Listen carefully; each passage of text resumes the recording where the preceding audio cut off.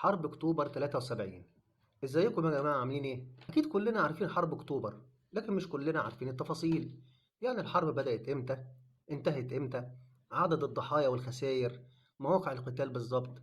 فالنهارده هنلخص لكم الحكايه من بدايتها لنهايتها. الموضوع بدأ في 29 نوفمبر سنه 1947، لما طلع قرار الامم المتحده بعد التصويت بإنهاء الانتداب البريطاني على فلسطين وتقسيمها لثلاث دول: دولة عربية بتضم مدينة عكا والضفة الغربية وغزة، دولة يهودية بتمتد على الساحل من حيفا لجنوب تل أبيب وبتضم بحيرة طبرية وصحراء النقب ومدينة إيلات، ومنطقة محايدة المفروض تحت وصاية دولية تشمل القدس وبيت لحم والمناطق اللي حواليهم.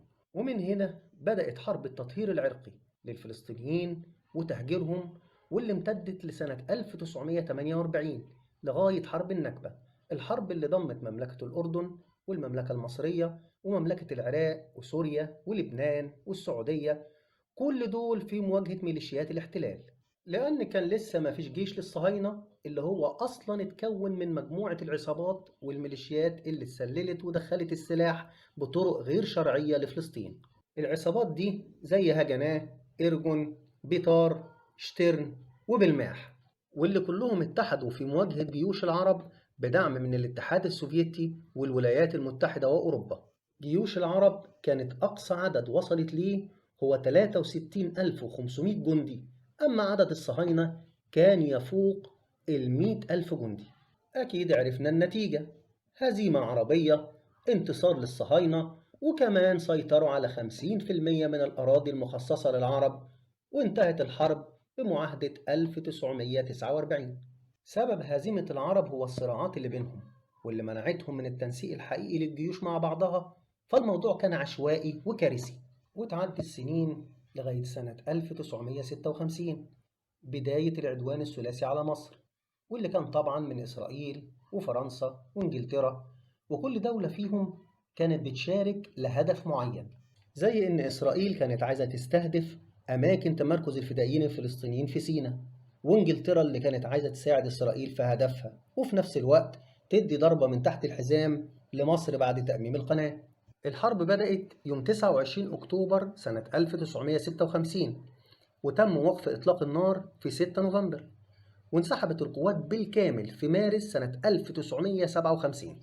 الخسائر في جانب القوات المعتدية كانت ما يقرب من 200 قتيل، وفي الجانب المصري أكثر من 2000 من المدنيين والجنود. الحرب كانت بمثابة رسم لخريطة القوى السياسية في العالم، بعد ما ضعفت صورة بريطانيا وفرنسا وزادت هيبة الولايات المتحدة، وبقت هي والاتحاد السوفيتي الأقطاب المسيطرة على العالم. والموضوع كله كان إمتى تبع أنهي معسكر فيهم. وتمشي بينا السنين تاني، والنزاع بين العرب والصهاينة مستمر. ومن أهم الأحداث في النزاع هي حرب الستة أيام، أو ما يعرف بحرب النكسة، في يونيو سنة 1967. الحرب اللي دامت 6 أيام بس، واللي هزم فيهم الصهاينة العرب هزيمة ساحقة للأسف، واللي كان من أبها: واحد، بداية حشد وتقوية الجيش المصري في سيناء، ومطالبة مصر للأمم المتحدة بسحب قوتها منها وإغلاق مضيق طيران في البحر الأحمر في وجه الملاحة الإسرائيلية، وبرضه المناوشات اللي كانت بتدور على الجبهة السورية الإسرائيلية.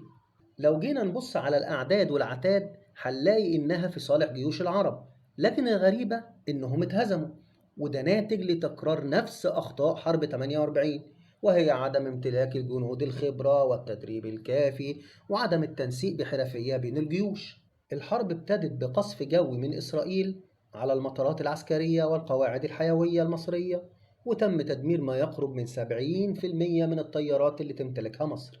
وبعد كده جه دور التدخل البري، واستطاعت إسرائيل الوصول لشرق قناة السويس في حدود 3 أيام بس، وبرضه تم قصف مطارات أردنية وقواعد سورية وعراقية، وما فقدتش إسرائيل غير 26 طيارة بس.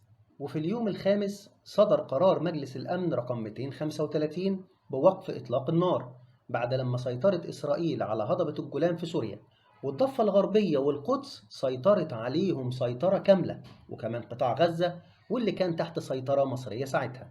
دي كانت صدمة، وصفعة على العرب كلهم، وتقول لهم إنهم لازم يغيروا من الطريقة والأسلوب، يا إما الهزايم هتفضل مستمرة. والحقيقة إن أكتر دولة هيبقى ليها دور في الأحداث اللي جاية هي مصر. في سنة 1970 توفى الرئيس جمال عبد الناصر بطريقة توري لك قد إيه كنا مخترقين من الصهاينة، بس خليها لوقت تاني. تولى محمد أنور السادات المنصب بعده، ومن هنا بدأت الحكاية، التجهيزات للحرب على قدم وساق طوال ال3 سنين لغاية سنة 1973. اتدرب فيهم الجيش المصري وزاد عدده وقوته واشترى أسلحة، والجيش اللي كان منهار اتحول لجيش أقرب للكمال وتعدى 100,000 جندي. بعد قرب اكتمال تجهيزات الجيش ما كانش فاضل غير الخطة والاستراتيجية وميعاد الضربة الأولى، وهنا يجي دور الفريق سعد الدين الشاذلي رئيس أركان القوات المسلحة المصرية وخطة المآذن العالية. الهدف الأساسي للخطة هو عبور قناة السويس وتدمير خط بارليف واحتلاله، وبعد كده اتخاذ أوضاع دفاعية على مسافة ما بين 10 و 12 كيلو شرق قناة السويس، وهي المسافة اللي يقدر الدفاع الجوي المصري يغطيها والاستعداد للهجوم المضاد. سعد الدين الشاذلي وضح أسباب الخطة وقال إنه بسبب ضعف قواتنا الجوية وضعف الإمكانيات في الدفاع الجوي ذاتي الحركة ده يخلينا ما نقدرش نقوم بعملية شاملة كبيرة، ولكن نقدر نقوم بعملية محدودة، وهو الهجوم وتدمير خط بارليف زي ما قلنا وأخذ مواقع دفاعية. الخطة كانت قايمة على عيبين لإسرائيل: عدم قدرتها على تحمل خسائر بشرية نظرا لقلة عددها، إطالة مدة الحرب لأنها في كل الحروب اللي فاتت كانت بتعتمد على الحروب الخاطفة اللي بتنتهي خلال أسابيع، لأنها تقدر تقوم بتعبئة 18% من الشعب الإسرائيلي دفعة واحدة، ودي نسبة كبيرة جدا. لكن بعد أول دفعة الموضوع بيقل، وفي الفترة دي كل الأنشطة من تعليم وزراعة وصناعة بتتوقف بالكامل، لأن معظم اللي بيشتغل في المؤسسات دي هم ضباط وجنود في الجيش الصهيوني. عشان محدش يستغرب لو المقاومة في فلسطين قتلت مدنيين، لأن هم في الأصل جنود يا إما واخدين أجازة يا إما جنود احتياط. وبرضه الخطة كانت بتضمن لجيش مصر ميزتين: لما الجيش يعبر القناة ويسيطر على 12 كيلو في عمق سيناء و170 كيلو بطول الجبهة، هيحرم الجيش الإسرائيلي من تمكنه من الهجوم من الأجناب، لأن أجناب الجيش المصري هتكون مرتكزة على البحر المتوسط في الشمال وخليج السويس في الجنوب، وبرضه مش هيتمكن من الهجوم من المؤخرة لأنها هتكون قناة السويس، وبالتالي يضطر للهجوم وجها لوجه. وهيحرمه برضه من أفضل ميزة عنده وهي سلاح الطيران ودعمه للقوات البرية، لأن على بعد 12 كيلو الجيش المصري هيبقى في حماية الدفاع الجوي، بكده دور سلاح الطيران هيكون شبه منعدم. وفعلا بدأ الجيش التدريب على الخطة وتجهيز المعدات اللازمة زي مضخات المية واللي هتساعد في هدم الساتر الترابي وخط بارليف. ووقع الاختيار على يوم 6 أكتوبر الموافق 10 رمضان، الموافق برضه لعيد الغفران عند الصهاينة أو يوم كيبور لسنة 1973 لبدء الهجوم على بركة الله. من أوائل الخطوات اللي اتخذها الجيش المصري للهجوم هو كيفية التغلب على خط بارليف والساتر الترابي. خط بارليف ده كان عبارة عن 35 حصن منيع ممتد من بور فؤاد في الشمال لغاية بور توفيق في الجنوب، وبيفصل بين كل حصن والتاني مسافة من 1 كيلو ل5 كيلو. الحصون كانت مجهزة بالذخيرة والمؤن اللي كانت كافية لمدة أسبوع كامل بدون أي إمدادات، وكمان مجهزة بأسلحة النابلم ومتحوطة بالألغام والأسلاك الشائكة، ده غير حصون الدبابات. أول خطوة كانت من نصيب الغواصين المصريين اللي تسللوا من القناة للضفة الشرقية وسدوا أنابيب أسلحة النابلم بمواد قريبة من الأسمنت. وفي يوم 6 أكتوبر وبالتحديد الساعة 2 الظهر نفذت 220 طيارة مصرية ضربة جوية على المواقع والحصون الإسرائيلية، واستهدفت برضو المطارات ومراكز القيادة ومحطات الرادار وبطاريات الدفاع الجوي وتكتلات الدبابات والمدرعات ومخازن الذخيرة وأنابيب النابلم اللي الغواصين كانوا سدوها، وده أدى لانفجار الحصون. تخيلوا الطيارات كانت بتطير على ارتفاعات قليلة وصلت ل 30 متر فوق الأرض عشان يتفادوا الرادارات، وفعلا الضربة الجوية حققت ما يقرب من 95% من أهدافها. بعد كده جه دور المدفعية، واللي قامت بقصف مكثف على التحصينات شرق القناة لتأمين عبور المشاة. في تمام الساعة 6:30 مساء كان عبر القناة 2000 ضابط وما يقرب من 30 ألف جندي. وفي الساعة 10:30 مساء كان اكتمل بناء 7 جسور على القناة لمرور الدبابات والأسلحة الثقيلة، ده غير المعديات لمرور الأسلحة الخفيفة والمشاة. وكانت قوات الصاعقة نفذت كذا إسقاط بالمظلات في مؤخرة الجيش الإسرائيلي ونصبت لهم كمائن، وده أخر وصول قوات الاحتياط للجبهة لساعات. الساعات دي كانت كفيلة لتثبيت الوجود المصري شرق القناة. يوم 7 أكتوبر كان تم عبور القناة وأصبح في 5 فرق مشاة بكامل أسلحتها و1000 دبابة مستعدة للقتال على الضفة الشرقية، وطبعا تم تدمير معظم تحصينات خط بارليف. مع صباح يوم 8 أكتوبر نفذت القوات الإسرائيلية هجومها المضاد في اتجاهات مختلفة، ولكن تصدت مصر للهجوم وقامت إسرائيل بهجوم تاني بعد الظهر ولكن فشل برضه. وفي نفس اليوم شهدت بورسعيد أكبر المعارك بين القوات الجوية الإسرائيلية وقوات الدفاع الجوي المصرية، وهجمت إسرائيل بأكثر من 50 طيارة، ونجح الدفاع الجوي في إسقاط كتير منهم وإجهاض الهجمة على بورسعيد. في يوم 9 أكتوبر هجمت القوات الإسرائيلية تاني في شرق الإسماعيلية، ودارت معركة الفردان بين فرقة أدان الإسرائيلية والفرقة التانية مشاة بقيادة حسن أبو سعدة، واللي نصبوا كمين للدبابات الإسرائيلية عن طريق التظاهر بالانسحاب لغاية مرمى المدفعية، وفتحوا النار عليهم من المشاة والدبابات والمدفعية في وقت واحد، واللي اضطر الفرقة أدان للانسحاب بعد ما خسروا أكتر من نص دباباتهم، وكمان أسر قائد الهجوم عساف يجوري. ولغاية يوم 10 أكتوبر والخطة ماشية تمام، إسرائيل بتهجم والجيش المصري بيتصدى للهجمات. وفي يوم 14 أكتوبر وبناء على طلب القيادة السياسية ورغم اعتراض اللواء سعد الدين الشاذلي رئيس أركان الجيش وقادة الجيشين الثاني والثالث، تم تطوير الهجوم في اتجاه الشرق باستخدام ألوية مدرعة وميكانيكية، ولكن نتيجة التقدم خارج مرمى الدفاع الجوي المصري ونتيجة تعويض خسائر إسرائيل بسبب الجسر الجوي من أمريكا وبرضه المعلومات الأمريكية اللي وصلت للصهاينة، فشل الهجوم وتم تدمير 250 دبابة مصرية في يوم واحد، وده أكتر من اللي الجيش خسره في أول 8 أيام. وعلى إثر الهجوم أصيب اللواء سعد مأمون قائد الجيش الثاني بأزمة قلبية واستبدل باللواء عبد المنعم خليل بسبب خطة الهجوم المصرية عن طريق الجيشين الثاني والثالث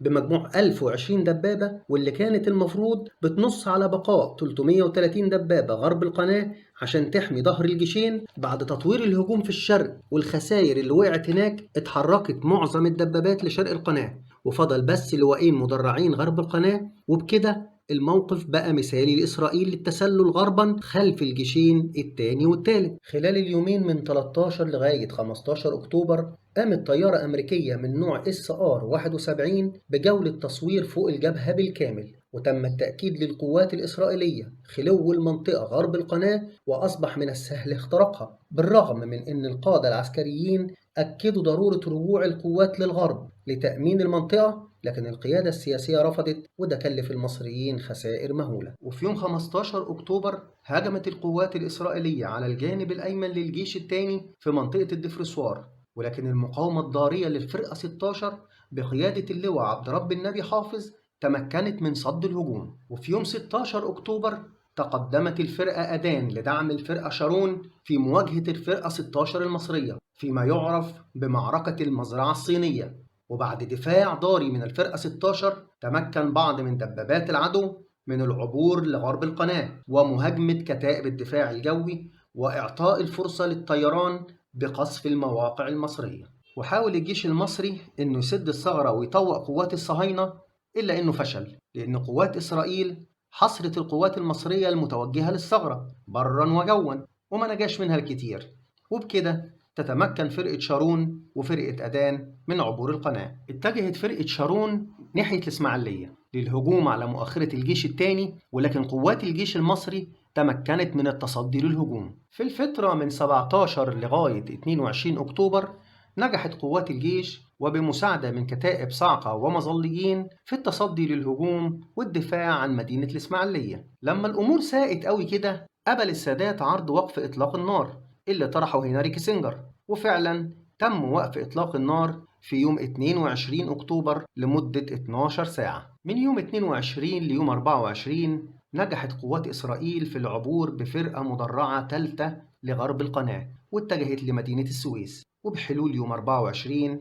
كان تم تطويق مدينة السويس وحصار الجيش الثالث الموجود شرق القناة وتدمير وسائل العبور للغرب. وحاولت الفرقة أدان يوم 24 من اقتحام السويس، إلا إنها واجهت مقاومة شرسة من أهالي السويس والفرقة 19 واللي سميت بمعركة السويس، معرفتش تقتحم المدينة وتمركزت على حدودها. وبعد ضغط من الاتحاد السوفيتي أعلنت إسرائيل قبولها لوقف إطلاق النار، لكن القتال ما توقفش فعليا غير في يوم 28 أكتوبر.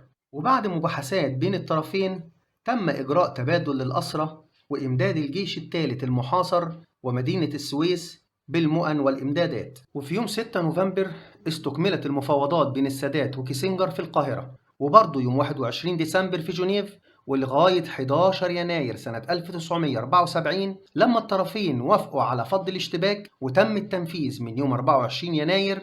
وفي يوم 1 سبتمبر سنة 1975 نص اتفاق جديد بين الطرفين على استمرار وقف إطلاق النار واسترداد القوات المصرية ل 4500 كيلو من أرض سيناء. وبعد مفاوضات استمرت لسنين تم توقيع اتفاق كامب ديفيد سنة 1978، ثم توقيع معاهدة سلام بين مصر وإسرائيل سنة 1979 واللي نصت على إنهاء الحرب، لكن للأسف كان فيها ظلم وتحكم كبير في أمور المصريين، ولكن اضطرينا للقبول بيها. وتم استعادة أراضي سيناء بالكامل في سنة 1989 بعد 16 سنة من بدء الحرب. العرب كان ليهم دور كبير في دعم الحرب، زي سوريا واللي شاركت بشكل مباشر، أو العراق واللي ساعدت بالإمدادات، أو السعودية واللي استخدمت سلاح النفط للضغط على أمريكا وإسرائيل، وغيرهم كتير. نيجي بقى للخسائر الإجمالية للطرفين: 8500 قتيل وما يقرب من 20,000 جريح، و500 دبابة و135 طيارة تم تدميرهم، وده في الجانب المصري، وما يقرب من 10,000 قتيل و20,000 جريح، ده غير تدمير أكتر من 1000 دبابة وتدمير ما يقرب من 400 طيارة، وده في الجانب الإسرائيلي. دلوقتي بقى هنقوم بذكر أسماء كان ليها دور كبير في الحرب، ده إلى جانب طبعا شعب مصر كله. الفريق أحمد إسماعيل علي وزير الحربية، الفريق سعد الدين الشاذلي رئيس الأركان، اللواء محمد علي فهمي قائد قوات الدفاع الجوي، اللواء محمد حسني مبارك قائد القوات الجوية، اللواء فؤاد ذكري قائد القوات البحرية، اللواء عبد الغني الجمصي رئيس هيئة العمليات، اللواء إبراهيم فؤاد نصار مدير المخابرات الحربية، اللواء محمد سعيد الماحي مدير سلاح المدفعية، اللواء كمال حسن علي مدير سلاح المدرعات، اللواء جمال محمد علي مدير سلاح المهندسين، اللواء محمد عبد المنعم الوكيل مدير سلاح المشاة، اللواء نبيل شكري قائد سلاح الصاعقة، العميد محمود عبد الله قائد سلاح المظلات، اللواء نوال سعيد رئيس هيئة الإمداد والتموين، اللواء عبد المنعم واصل قائد الجيش الثالث، واللواء سعد الدين مأمون قائد الجيش الثاني، وكل دول بقيادة محمد أنور السادات رئيس الجمهورية. وطبعا في غيرهم كتير. وبس كده، دي حكاية حرب أكتوبر من البداية للنهاية. الفيديو ده هدفه الأول هو إنه يوريك إننا إحنا العرب طول عمرنا مصدر الكوابيس للصهاينة، وكنا فين وبقينا فين. وبس كده، اللهم ارحم شهدائنا وشهداء المسلمين في كافة أنحاء الأرض. لو عجبك الفيديو وأضاف لك معلومة جديدة فياريت تشترك في القناة وتفعل الجرس علشان يوصلك كل جديد. وسلام عليكم.